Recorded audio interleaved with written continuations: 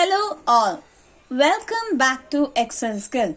Today we learn the shortcut how to apply the filter. Here I have the data set of product and their amount.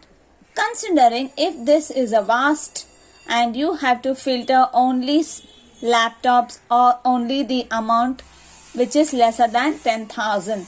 In such case you have to apply the filter without using the keyboard or the mouse. So now you need to select the data and apply the filter. We have two kinds of applying filter. One is Control Shift and L. You got the filter is applied. The same way if you have to remove the filter, same thing goes. Select the data set, Control Shift and L, and one more is Alt D F F.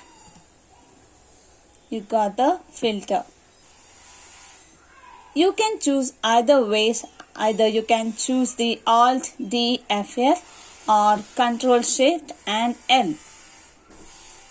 Thank you for watching this video. Again, I will come up with many more shortcuts in the Excel operations so that your daily work will be in a hassle-free. Thank you for watching this video. Do like, share and comment.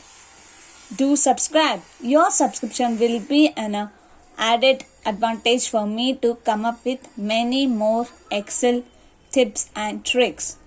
Thank you for watching this video again. Do subscribe.